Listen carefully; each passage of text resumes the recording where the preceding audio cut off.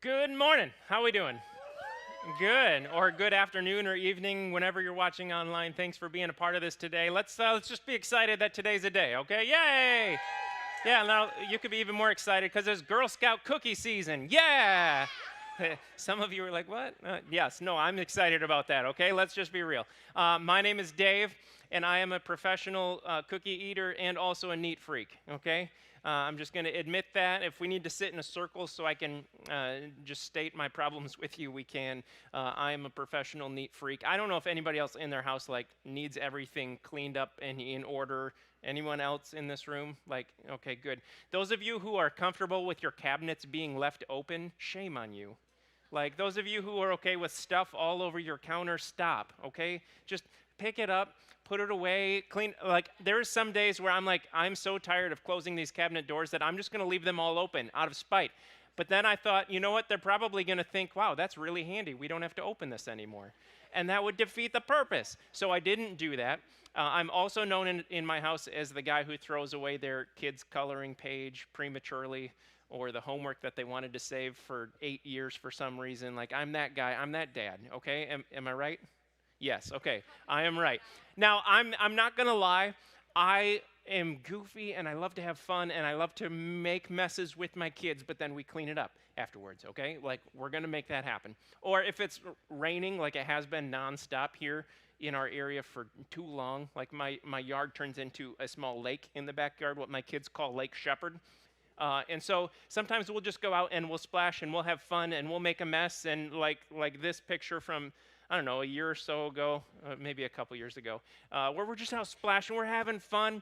I'm okay getting messy, but I'm also going to strip all of that off before I get back in the house because that needs to stay outside. Outside. Actually, in this picture, it was really fun because it's bocce balls on the ground right next to us. Those were out in the yard before it rained. And I took one of those bocce balls and I thought this is going to be fun. We're going to make even more of a mess. And I threw it up as high as I could and let it hit the ground. And there was this huge splash. And my boys were like, that looks like so much fun. And so they start throwing them. Bocce balls are not light, okay?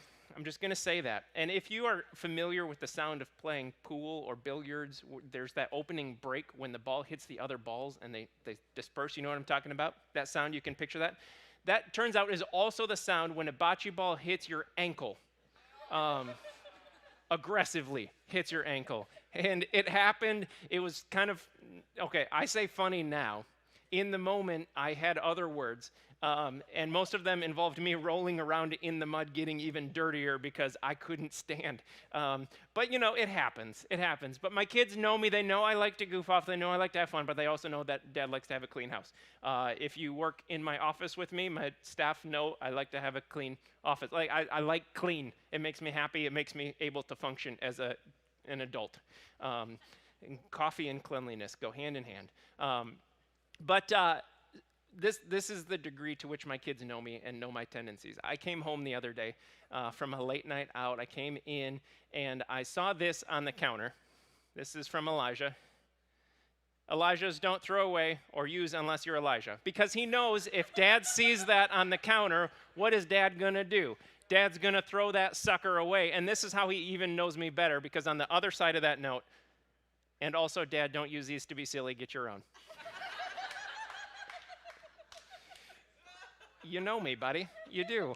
It's too funny. Like, it's so good because my kids know me and I'm a professional neat freak and I'm not afraid to admit it. We try as people to stay away from messes. Some of us like to make messes or we're just messy people. But like being around messy people is kind of hard for us. And I don't mean like they leave stuff out on the counter. Like, I mean messy people. Like, they just carry drama with them. They carry all sorts of baggage with them. They're hard to be around. They're people that we don't like all that much sometimes. Messy people are hard. But messy people is all of us. Like, we're all messy people. None of us are perfect. None of us are free of mess. Like, I'll just leave it at that. We're all messy people. And we are a church that exists for messy people. We are for messy people. And when you become a church that's for messy people and welcomes messy people in, messy people show up. You know how I know that? Because you're all here. Or you're watching online. Like, anyone, everyone, we're all messy people. We're all broken. We all have things that we're working on or growing or we're not quite working on yet, but maybe it's time. Like, we all have those things. And what I love about this church is that we're a church for messy people, a church where we're broken, hurting, lost, confused, people who are just trying to do their best in real life and sometimes mess up and sometimes do great. We can come together and we can actually help each other, and we can be a welcoming, judgment-free community where no perfect people are allowed. Everyone's welcome. You belong immediately. I love that because that's not the norm in many churches. Many churches, the norm is you don't belong unless you act like us or you look like us. And by that, what I mean is you're willing to hide all of your garbage like we're willing to hide our garbage. Like, we want to be real people who are doing real life together and are helping people, and we're for people. And what happens is with messy people, like, we throw labels on people like, oh, you don't want to be around that person's too messy. We throw labels on people for everything. And sometimes we give ourselves labels, which is dangerous. Other times we give people labels, which is dangerous. And something happens in middle school years where we start grouping people into these categories and labels, and we never stop. And that's a problem. But if I talk to Kenzie, who's in kindergarten, everyone in her class is friend. But you get further and further down, and you start realizing, we start separating differences, and we start categorizing people. And instead of being known for what we're for, the church becomes known for what it's against. And that's dangerous. And we want to be a church that's known for what we're for. And we are for our community. We're for Central Michigan. Actually, our For Central Michigan building campaign is still going. Excuse me. Woo. Okay, it's still going, and we've been working to raise $50,000 before the end of November because we want to hit our goal of $250,000 for the year, and we want to take 10% of that and just give it to local nonprofits. Whatever nonprofit we smashed with the pumpkin on the last week of November, we're going to give them 10% of whatever comes in to the building fund in these 2 months between October and November. And our goal is $50,000. So far, we're at $4,000 raised for that, which is awesome. I'll celebrate that all day long. That means we also have, I'm not good at math. We have more to go. We have more to go. Some of you you already know the answer. It's fine. You got it. But we got more to go, and we're going to keep pursuing that because we want to love our community, and we want to create a space where everyone just knows that they're welcomed and cared for, and we can serve and love people well. But we label people. Churches get labeled, and unfortunately, sometimes churches get labeled the wrong way, and it just gets really messy really quick because we start judging people, we start looking at people differently, and we lose this common playing field of being known who we're for and what we're all about. And honestly, some people just go to church, and that's it. That's the end. We're in this series called Stop Going to Church because just going to church isn't enough. We have to be the church. And it's so much easier, get this, it's so much easier to go to church than it is to actually be a Jesus follower. So much easier. I can sit in the chair, I can leave in an hour, I can slip out unnoticed, and we're back next week, and we do the same thing. It's so much easier, but Jesus calls us to something so much more. And Paul, through the New Testament, calls us to something so much more. And we're looking at, there's 59 one another statements in the New Testament of how you're supposed to interact with each other, of how you're supposed to do life together with one another. And the big one that we've been looking through is the idea of loving one another out of John 13. We've got to love one another. But Paul introduces another one that we're going to dig into this week in the book of Romans. And the book of Romans, if you want to flip there, is in the New Testament. The second half of the Bible is just a few books in, or you can pull it up on your phone if you want to follow along with us. We're in Romans 15 today. And the book of Romans, in the first part, just lays out this beautiful gospel presentation. It's all about who Jesus is, what he's about, how to follow Jesus, what it looks like. And then the last part, Paul really digs into the people that he's talking to, and he's calling them out on some different things.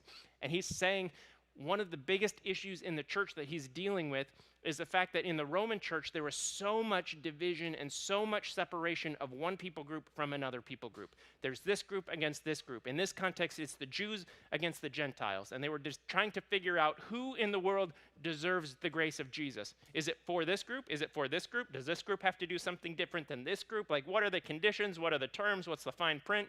I clicked yes, I read the terms, but I didn't actually read them. So if you want to go back and tell me afterwards, that would be great. And Paul is just telling them, you got to get past that. You have to look past that. And this is what he says in Romans 15. He says, accept one another then, just as Christ accepted you, in order to bring praise to God.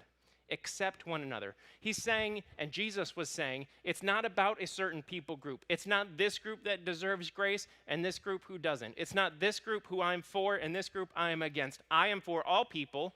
I came to love all. I came to give my life as a ransom for many, Jesus says, that he loves all people. And so he's breaking down this barrier, and Paul is reminding them to break down this barrier, that Jesus breaks all norms and all people groups, and he is for everyone.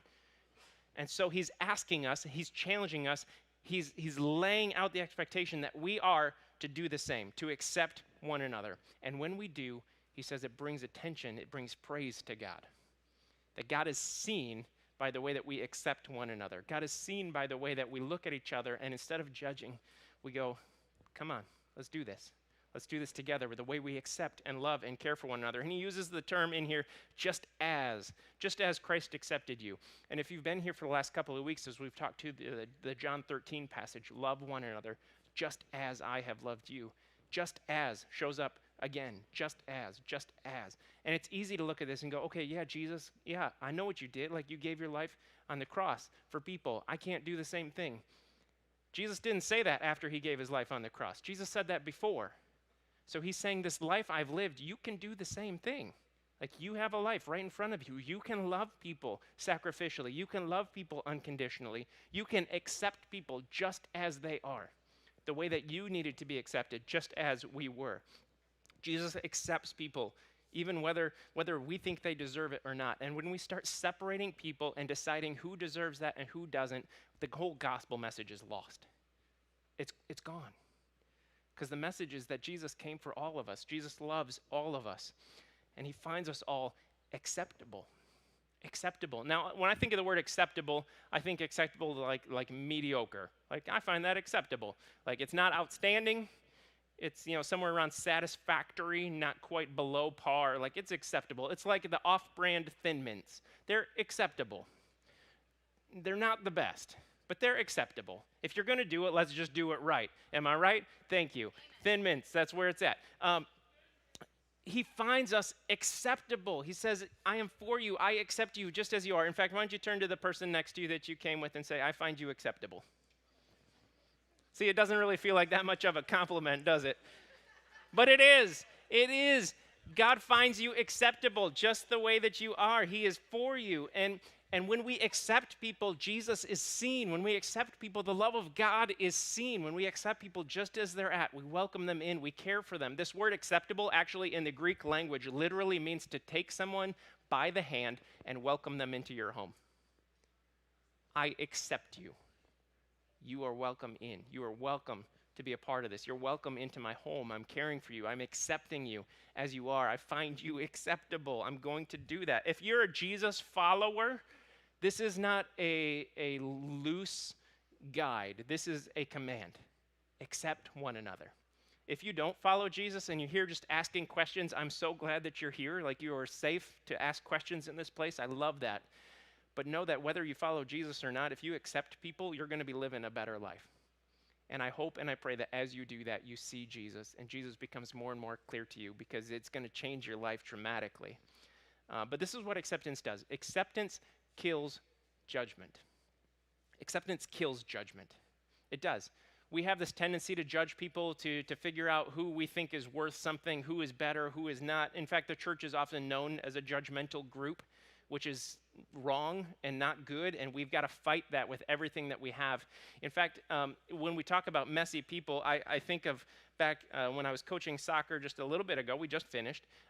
There's this girl on our team. Her name is Emily, and Emily loves soccer for the breaks. She likes the game. She loves when I pull her off the field to take a break. She loves it. And so Emily, there was one game not too long ago. Again, it's been wet and gross and rainy and mud everywhere. And so Emily is standing there and waiting to go back in. And I look over, and Emily has got this pile of mud. And she's forming it into a ball. And she's having a great time with it. You might even say she was having a ball. That was a dad joke. That was good. That was unplanned. That was good. Did you say you find it acceptable? Yeah, thanks. I don't know if that's a compliment or not. And so she's forming this ball, and I look at her, I'm like, Emily, what are you doing? She's like, I'm making a ball. Yes, I can see that, Emily. Put it down. Why? Because we're playing a soccer game. Well, not yet. I'm like, no, we are. You're just not in right now. I said, Emily, go in. You're going in for goalie. And she's like, okay, what do I do with this? Well, maybe you put it back where you found it. And so she takes it and she throws it down. And she's like, what do I do with this? I'm like, you wipe it off. And here I am thinking, she's a smart girl. She's going to bend down and wipe it off. She goes, okay. And I look across the field and I see her mom, and this is how I know her mom is my kind of people, because she has that look on her face like she just smelled dog poop and realized she stepped in it, and that's how I know she's a good person. She's a neat freak like me. And so here's Emily, and she just brushes it off, and she goes, okay, where am I going? And she goes on the rest of the game, and she lives her best life, and it's awesome. And some people look at people like this who are just covered in mess and start going, wow, they are a messy person. I need to stay away from them. I don't want anything to do with that. Or they're this type of person, and I don't want to be around that type of person. Or they don't deserve that. And we put on this robe as if we are the judge, as if we are God himself to decide who is worth it and who is not. Who is okay to be around me and who is not? Who is acceptable and who is not? And we start judging, and sometimes, honestly, I think we do it because we're worried that if we don't, people are going to see our mess. And if I don't call out their mess, then there's something wrong.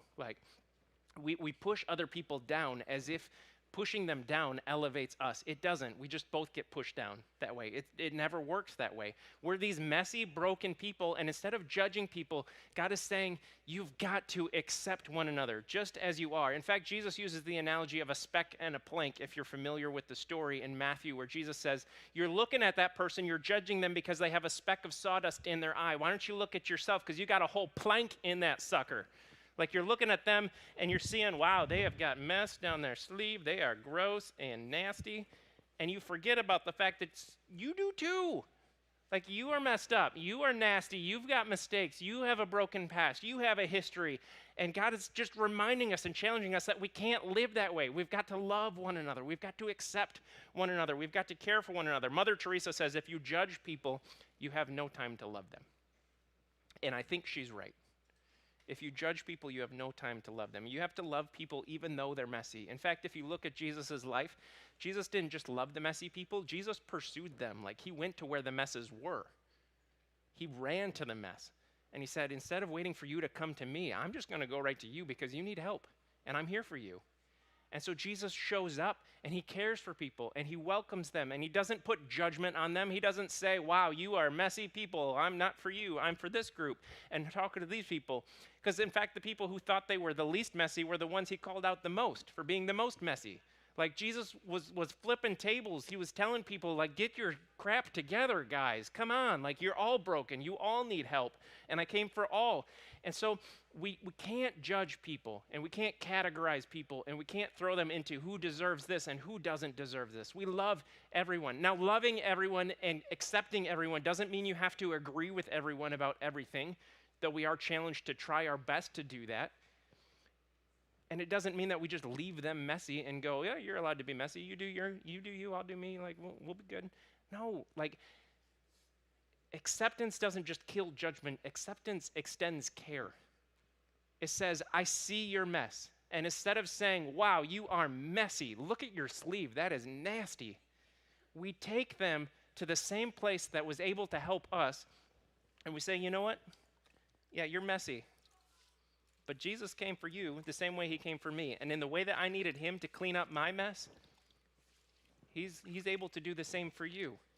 And so rather than judging people and putting them in corners and writing them off, maybe the challenge is that we have to lead them to the source that can actually help them. We can offer help. We can offer grace. We can offer acceptance and say, yeah, you're messy, so am I. You've got your things, so do I. And I need the same thing that you do, and we need to pursue this together. We help one another instead of hindering one another. And instead of looking at somebody and going, wow, that is gross, we look at somebody and say, hey, let me help you. Let me help you. Let me show you somebody who can take care of you and help you the way that Jesus helped us. I care about you too much to let you stay messy. Yes, you're allowed to be broken. Yes, you're allowed to be hurting. But I don't want you to stay there. I want you to get the help that I've found. I want you to get the work of Jesus in your life. I want that for you. I want you to have that same thing. Now, I would be kidding myself and all of you if I said that you look around the church and there's no divisions anywhere in the church. The church accepts everyone. Like, we're all the same. I love everyone in this room just as much as we're people. We're people. There are people in this room who have different ideas than you. There are people in this room who have different political backgrounds. There are people in this room who have different goals. And sometimes we don't like all people. Let me tell you what I tell my soccer team. Stop picking your nose. No, I'm just kidding. I do say that, though, sometimes because some people get distracted. You're on the same team. You're on the same team. So whether you like the person or not, if we don't all win, we're not going to. Like, it's not one person who wins a game. It's the team that wins a game.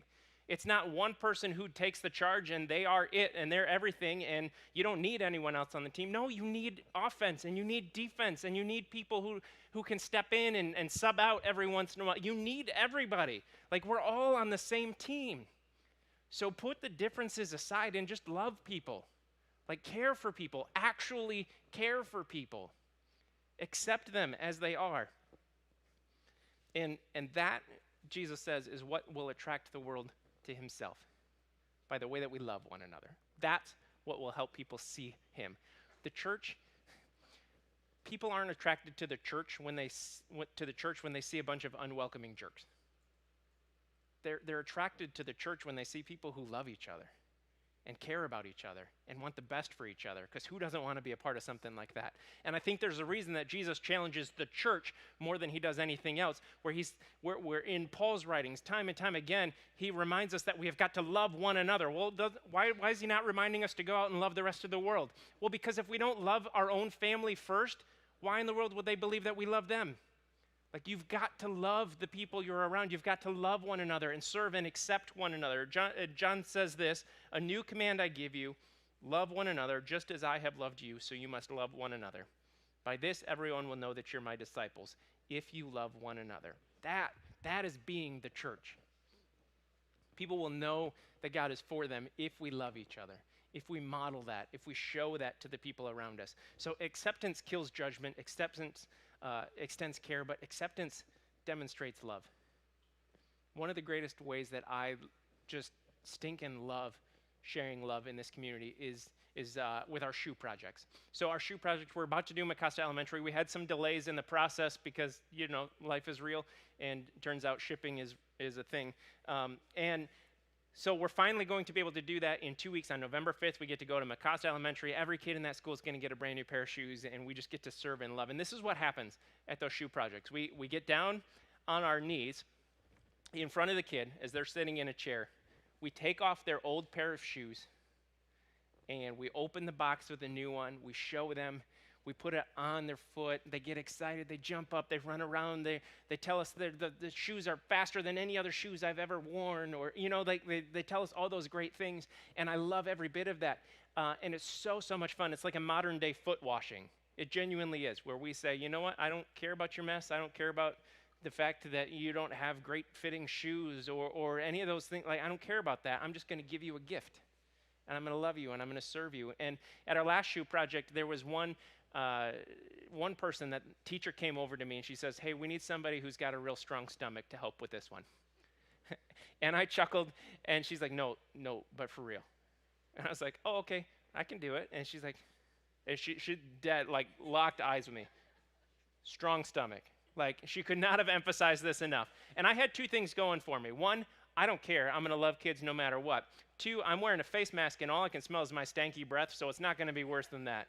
Like, it's going to be okay. And so this kid sits in front of me, and I take off his old shoes, and I peel off his socks. I peeled off these socks on this kid, and we gave him a new pair of socks, and we gave him these brand new shoes. And as I put these shoes on this kid, his face just changed.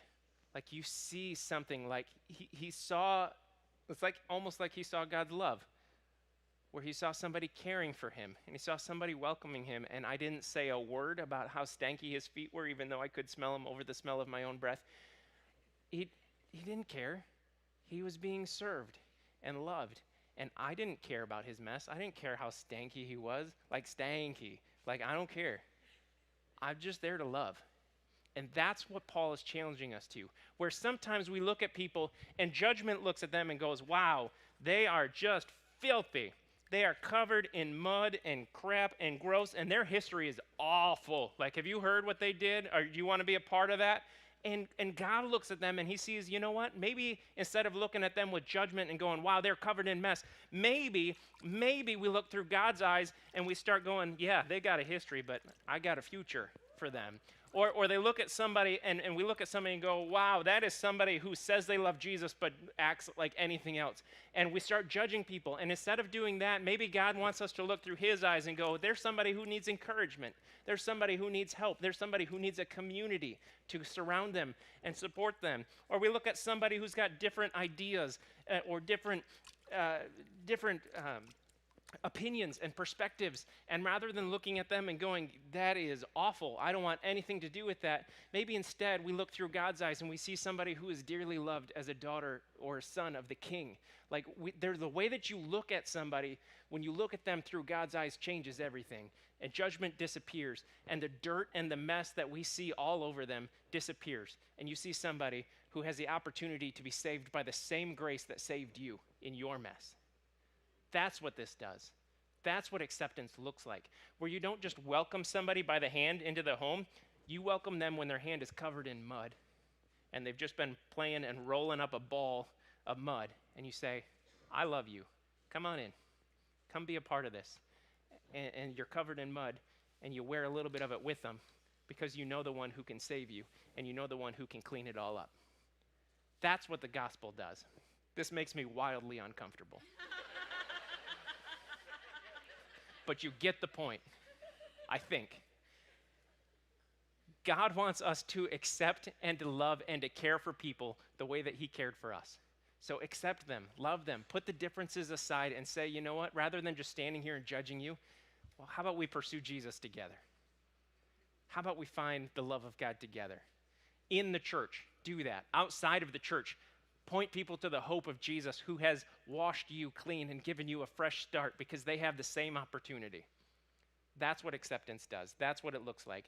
And we've said this from the beginning of the series, and we're going to continue to say it. Our city can be changed by our love, by the way that we care for people. Our city can be changed by our love. So quit judging people. See your own mess. See their mess. And let's pursue Jesus together. Let me pray over you. God, this morning, I pray that you wash our eyes clean, that you help us to see through your eyes, with your perspective, that we would pursue you with everything that we've got, that every little piece of us, God, that instead of fighting for our own ways or fighting for our own judgment to be right, God, we would look through your eyes and we would love people the way that they are, and we would help them to see you in the process. God, help us to help others around us. Help us to accept people as they are. Help us to love people as they are. And God, we pray that you would change us and transform us and help us to do the same to the people around us. God, would we see with your eyes today? Would we love people the way that you love them? And I pray that the world sees Jesus by the way that we love. We ask this in your son's name. Amen. Amen. I'm going to wash myself off, and I'm going to let our host finish out this morning and tell you what's next.